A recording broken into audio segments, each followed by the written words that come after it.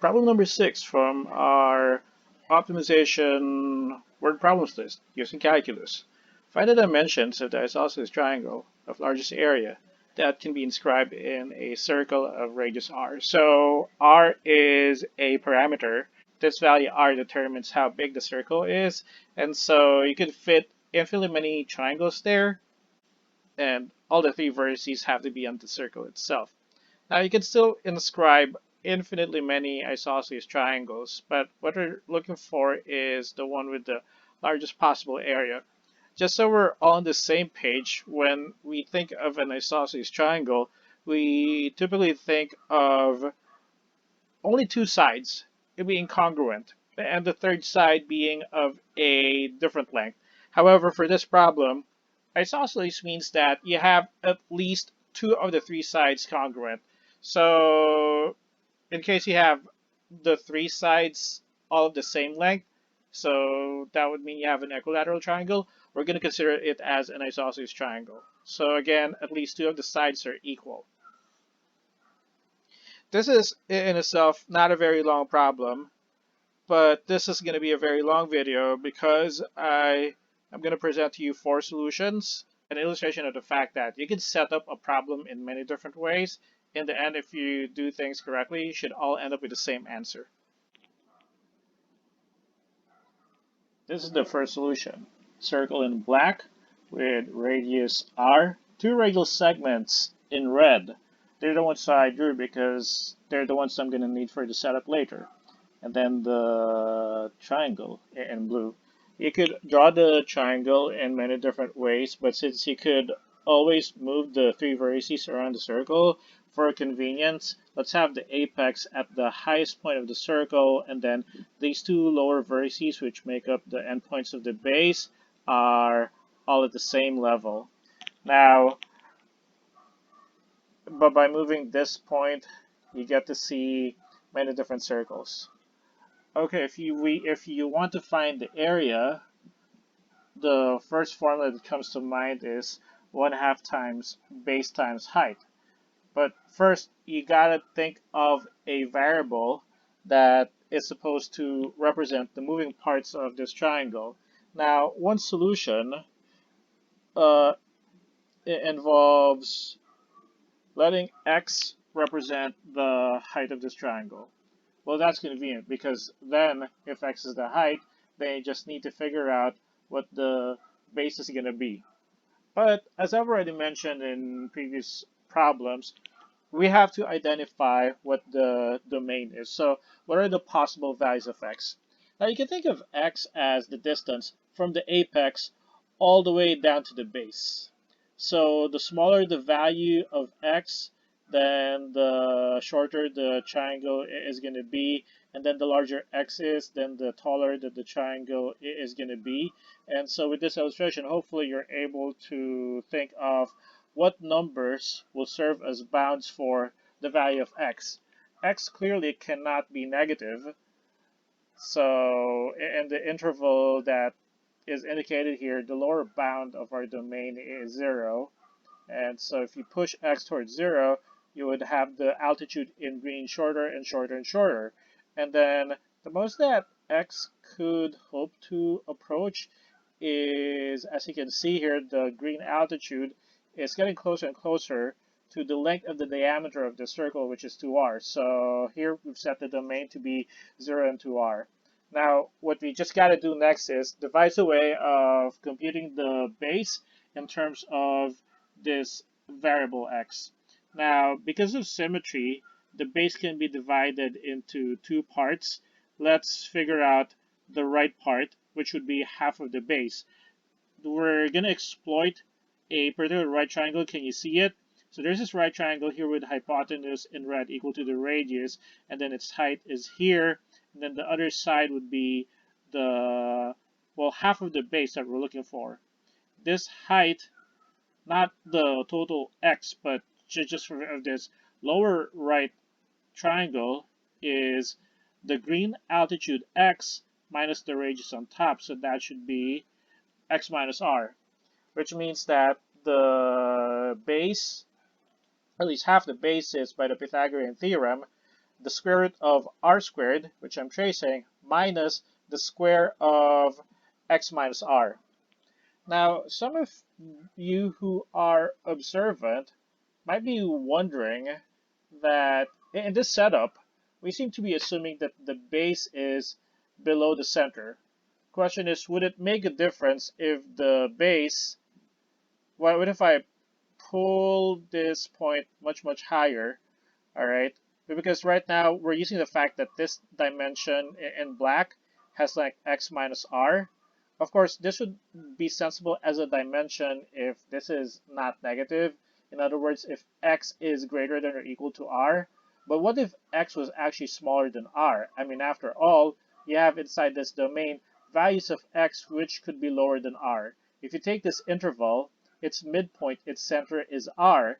So you have x values greater than r, and you also have values of x which are lower than r. The problem would be if you have an x value that's lower than r, then clearly this cannot be a dimension because this would be negative. But then in that case, if x is lower than r, it's smaller than the radius, then that would mean the altitude in green would be, as you can see here, smaller than the radius, making the base be above the center, as you can see here. So you still have this right triangle, all right, which I'm tracing. I hope you can see it. Its hypotenuse is still r. It's still r, this dotted red segment, but then the black altitude isn't going to be x minus r anymore because the radius dotted red r is much larger than the green altitude x. So the deficit here is really not x minus r, but as shown here in red, r minus x. But fortunately, by using the Pythagorean theorem, there isn't going to be any change introduced in this horizontal black segment because it would still be the square root of the square of this, which is still r squared, minus the square of this black segment, which is now r minus x. But if you're going to square that, then it doesn't make a difference whether you square x minus r or r minus x. It will lead you to the same thing, this same measure. So that means we could rest easy and use this radical as the length of this dimension, half the base, shown in black. We can algebra our way through this. That's going to be simplified, the square root of 2rx minus x squared. So now we're ready to write down the formula for the area because we have the base and the height. So you have the usual 1/2, and then the base is double this radical. So twice the square root of 2rx minus x squared multiplied by the height in green. That's what we used x for, to represent the altitude, the height. We move and simplify, just merely cancel out the 2's. So you have the square root 2rx minus x squared multiplied by x. Now, left in that current form, when you find the critical numbers, you would have to use the product rule to differentiate that. And if you're so interested, you can still try it out. But here's one thing that you could do. If you want to avoid the product rule, then try to see if multiplying the two factors wouldn't be so bad. Because in fact, if you multiply x, which is the square root of x squared, with this preceding radical, you could combine all of them under the same square root symbol with 2rx minus x squared, now multiplied by x squared, giving you this radicand 2rx cubed minus x to the fourth. So, well, at least you don't have to use the product rule anymore. Now, let's find the derivative. So, alright, you could pause the video to verify that this is the correct derivative. So you have this expression raised to the power 1/2. So when you differentiate, 1/2 goes down, so that accounts for this 2 in the denominator. This 2rx cubed thing minus x to the fourth is raised to negative 1/2, placing it in the denominator. And then by the chain rule, you got to differentiate the radicand. So you have 6rx squared minus 4x cubed. Now, we got to think of situations where this is undefined or where this is 0. Well, it's convenient that this is in fraction form because then you just got to look at the values of x, which should make the denominator 0 and also the numerator 0. So that's why I thought it convenient to express the numerator and denominator in factored form. You could check the algebra.